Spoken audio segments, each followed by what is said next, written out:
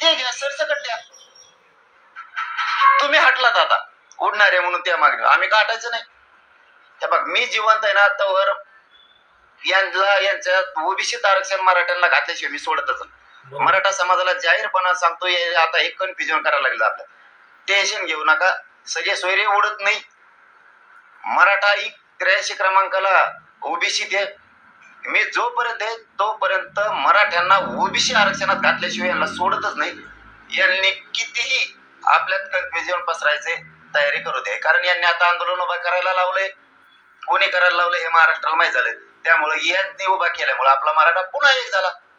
यांना ओबीसीतून आरक्षण घेतल्याशिवाय सुट्टी नाही. यांनी जर नाही दिलं तर 13 तारखेच्या नंतर 288 उभा करायचे, 288 पाळायची हे ठरवलं जाणार आहे. देणारेच आपण बनवू, त्या टायमाला कायदा बनवून घेऊ. असं आहे की मुख्यमंत्र्यांचा पक्षाचे नेते तुमच्याकडे येतात आणि ते म्हणतात की सगळे सोयऱ्यासाठी आम्ही 1 महिन्यामध्ये कारवाई करू, आणि त्यात युतीत असलेले भाजपाचे नेते मात्र म्हणतात की ओबीसीतून देणं शक्य नाही. या दोन पक्षाच्या दोन वाक्यांकडे तुम्ही आंदोलक म्हणून कसं पाहता? 13 तारखेपर्यंत तरी मी विश्वास ठेवून पॉझिटिव्हच बघणार एक आंदोलक म्हणून. कारण त्या दिवशी बोलताना फडणवीस साहेबांनी सुद्धा सांगितलेलं आहे, शिंदे साहेबांनी सुद्धा सांगितलेलं आहे देसाई साहेबांच्या माध्यमातून की हे आम्ही देणार पण आणि टिकवणार पण. त्यामुळे तुम्ही काळजी करू नका. फक्त संवाद कमी झाला होता. मला आम्हाला काय कुणी द्या, आम्हाला पाहिजे आरक्षण. हेच मराठी तुम्हाला डोक्यावर घेऊन नसते, पण नाही दिलं तर मराठी सोपडा साफ केल्याशिवाय सोडणार. आपण स्पष्ट बोललो आणि मी समाजाच्या बाजूने राहणार आहे. मी कोणत्या सरकारच्या फिरकारच्या विरोधी पक्षाच्या भिक्षाच्या बाजूने राहणार. समाज जे म्हणत त्या बाजूने मी राहणार आहे, कारण माझ्यासाठी समाज मोठा हे स्पष्ट सांगितलेलं आहे. आणि दुसरं सांगितलंय मी गप बसणार नाही 13 तारखेपर्यंत. आम्ही आमची तयारी करणार. आम्ही सुरू केलं.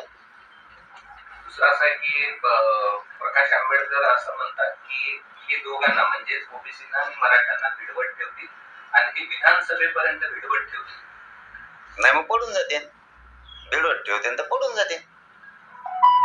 लोकसभेला जर वरधुऱ्या झाल्या विधानसभेला होत्या. सोडणार नाही. मी काय सांगितलं, मी समाजाचा आहे, मी कोणाचाच नाही. कितीही यांनी प्रयत्न केले गोड बोलण्याचे विरोधी पक्षांना पण आणि सत्ताधाऱ्यांना पण, त्यांना चुणूक आलेली मी कोणाचाच नाही. मी माझ्या समाजाशी प्रामाणिक. माझ्या समाजाला जर ओबीसीतून आरक्षण नाही दिलं, सगळ्या स्वराची अंमलबजावणी देऊन ते जर नाही टिकलं तर मराठा यांना कमीत कमी 20 वर्ष तरी रुळावर येऊन देणार. 20 वर्ष तरी रुळावर नाही येऊन देणार.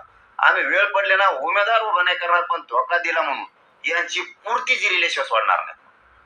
धोका दिला या शब्दाखाली उमेदवार मराठा समाज उभा करणार नाही, पण यांची पूर्ती जिरवणार. कार्यक्रमच लावणार आहेत. कारण आमचा काय खानदानी राजकारण धंदा नाही, पण खानदानी राजकारण्यांचं कार्यक्रम मध्ये कार्यक्रमच लावणार. मग